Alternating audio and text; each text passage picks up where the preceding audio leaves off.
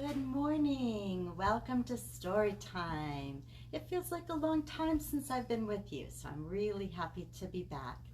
I have lots and lots of things to tell you and some awesome stories, but let's do our opening song first. So remember we clap and sing hello, we can sing hello or say hello. We clap and say hello. We're gonna wiggle so you have a chance to get your wiggles out, and we're gonna wave and say hello. Ready? We clap and say hello. We clap and say hello to all our friends at Storytime. We clap and say hello. We wiggle and say hello. We wiggle and say hello with all our friends at Storytime. We wiggle and say hello. We wave and say hello. We wave and say hello to all our friends at Storytime. We wave and sing hello. Well, if you don't already know me, my name is Sheila. Some people call me Miss Sheila. It's all fine. And we are kicking off summer reading program. So I am wearing a t-shirt with an awesome dragon on it. And we have this lovely poster that says, Imagine Your Story.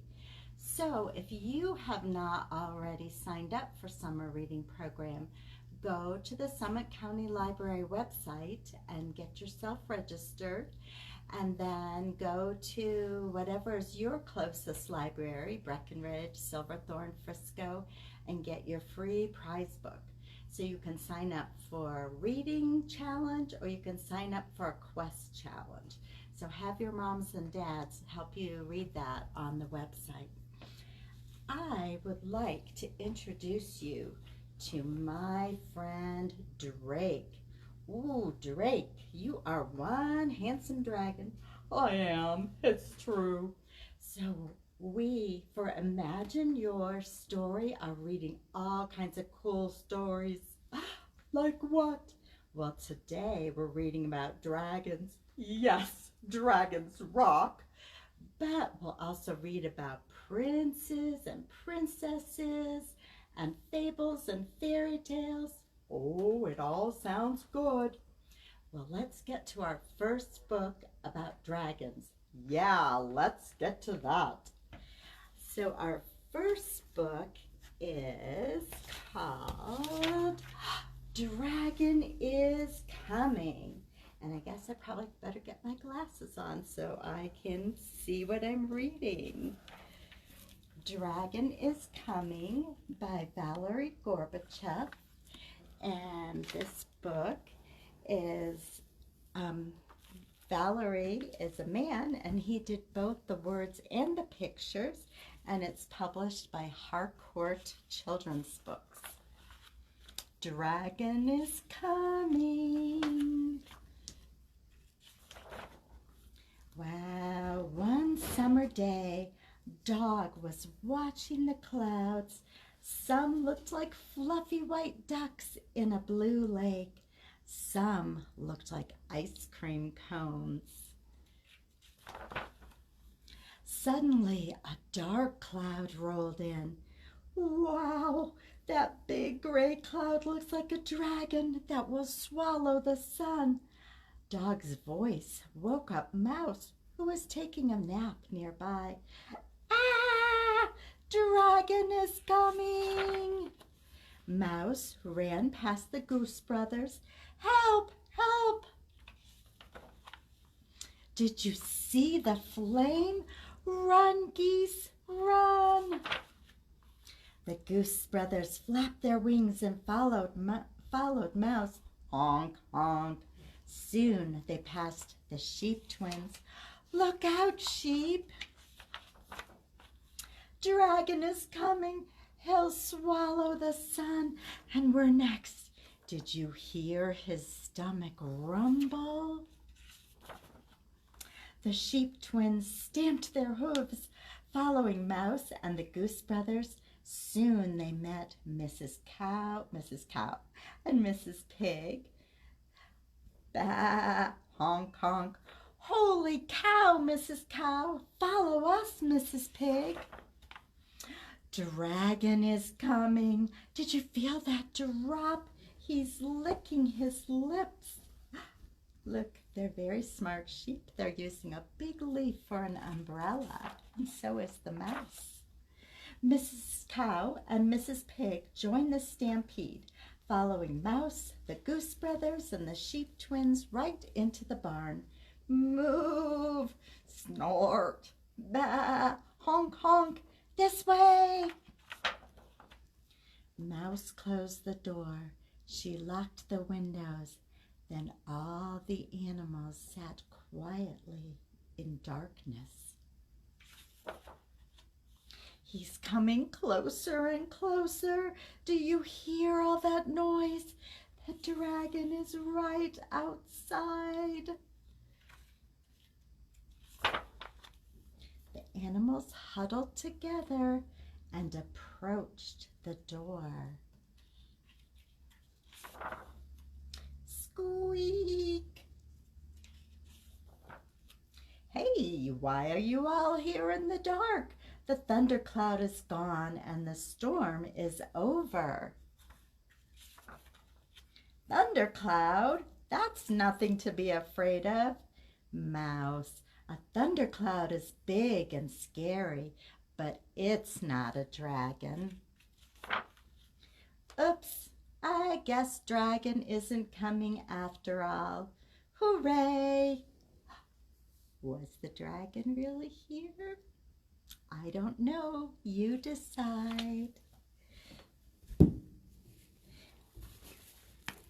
Oh, I wouldn't bother scaring a bunch of farm animals. So silly.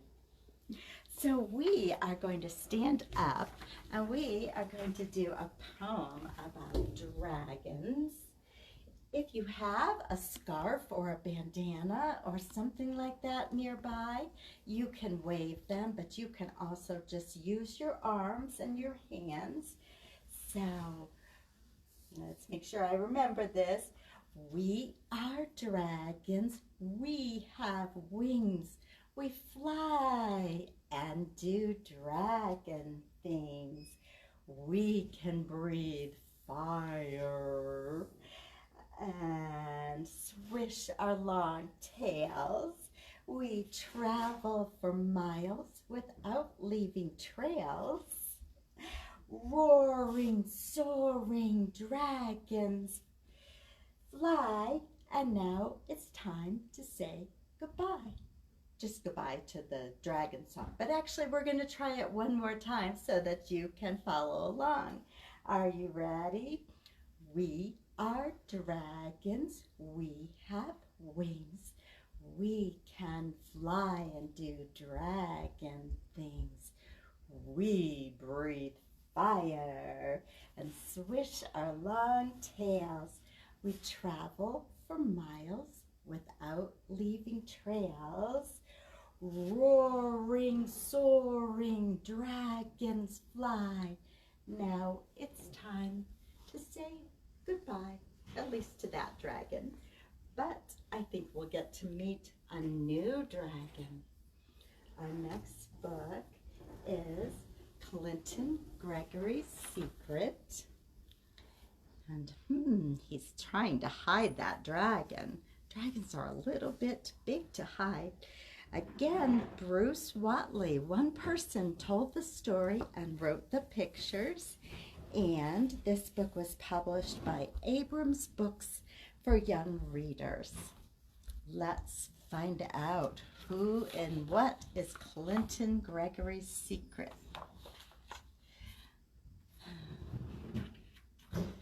All right. Sometimes pages just stick together. Clinton Gregory has a secret, at least 7 secrets just from last week.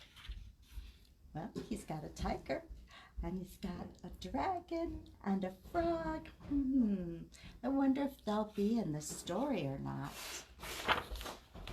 On Monday night, when everyone else was asleep, Clinton Gregory, on his own, all by himself, wrestled a dragon named Gordon. Clinton Gregory and Gordon were really the best of friends, so it was just play wrestling.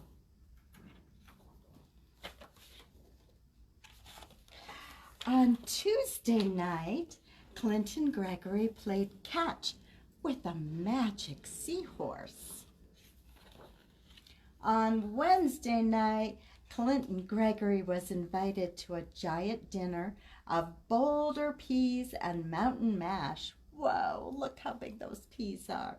No broccoli, though. On Thursday, it was a busy night for Clint and Gregory's secrets. He taught a Triceratops a new trick. That Triceratops looks a little nervous to me. That was Thursday. On Friday night, Clint and Gregory and his friends danced under the moonlight. So Friday, then we should have Saturday. On Saturday, Clint and Gregory read the evening paper to a frog who had lost his glasses. And on Sunday, Clint and Gregory and his friends, they did nothing much at all. Just, I wonder what nothing looks like.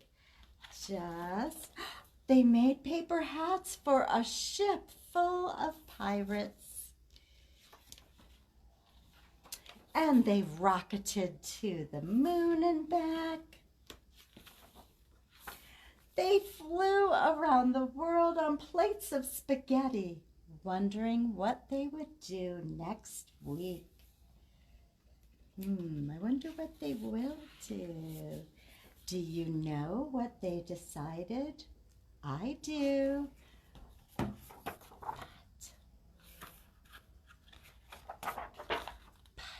it's a secret. The end. All right. We are going to go on a dragon hunt. Sort of like a bear hunt, okay? So, we're going on a dragon hunt, but I'm not afraid. There's a tall mountain. I can't go under it. I can't go around it. Guess I'll go over it. Climb that mountain. There's a river. Can't go over it. Can't go around it. So I guess I'll swim across it. And then there's some tall grass. I can't go over it. I can't go around it. I guess I'll go through it. Can you push aside all that tall, swishy grass? There's a castle. I can't go over it. I can't go under it. I can't go around it. I must go in. It's dark and spooky in here, and it's cold. I feel scales. I feel teeth. Oh, it's a dragon. Run out of the castle. Go through the grass. Swim through the river. Climb over the mountain. Open the door. Jump in your bed. Phew. I went on a dragon hunt and I wasn't afraid.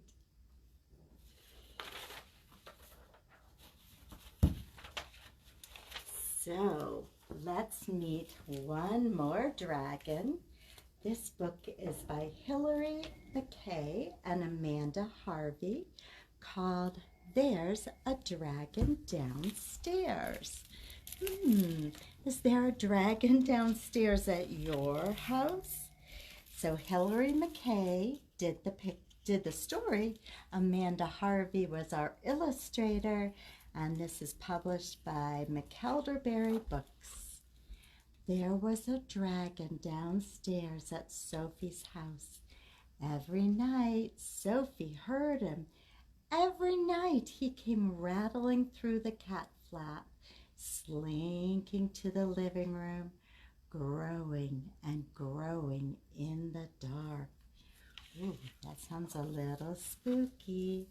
Sophie's dad said, "There's no dragon, not round here, not in this house."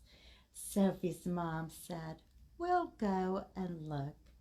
They switched on all of the lights and looked in every room. No dragon. In the morning, Sophie thought maybe there is not a dragon, but at night she could still hear him. It was very scary for Sophie lying in bed listening to that dragon rattle through the cat flap, slink to the living room, and grow in the dark. So one night Sophie got out of bed, put on her suit of armor, picked up her shield and her large sword, and went downstairs to fight the dragon. Sophie tried to creep very quietly down the stairs, but you cannot creep quietly when you're dressed as a knight in a suit of armor with a shield and a very large sword. Sophie clattered down the stairs into the living room. No dragon. In the morning, Sophie thought that was the end of that dragon downstairs. The suit of armor, the shield, and the very large sword had frightened him away. But that night he came again, rattling through the cat flap, slinking to the living room, growing and growing in the dark. This time, Sophie did not put on her suit of armor. She did not want to fight the dragon, but she did get out her firefighter's helmet, her pump-action supersonic water squirter, because dragons breathe fire. Very dangerous, thought Sophie, breathing fire, and she went downstairs to put out the dragon. Sophie tried to creep very quietly down the stairs, but you cannot creep quietly with a firefighter's helmet and a pump-action supersonic water squirter. Sophie splashed downstairs and into the living room. No dragon! But who did get wet? Uh-oh. In the morning, Sophie thought that was the end of the dragon downstairs. The firefighter's helmet and the pump-action supersonic water squirter had definitely frightened him away. But that night, he came again, rattling through the cat flap, slinking to the living room, growing and growing in the dark. That night, Sophie did not put on her suit of armor. She did not want to fight the dragon. She did not take her firefighter's helmet or her pump-action supersonic water squirter. She didn't want to put the dragon out. Instead, she put on her crown and all her jewels and her long, flowing princess dress, because dragons like princesses. To eat, thought Sophie, but he won't eat me. And she went downstairs to trick the dragon. Sophie tried to creep very quietly down the stairs, but you cannot creep quietly in a long and flowing princess dress.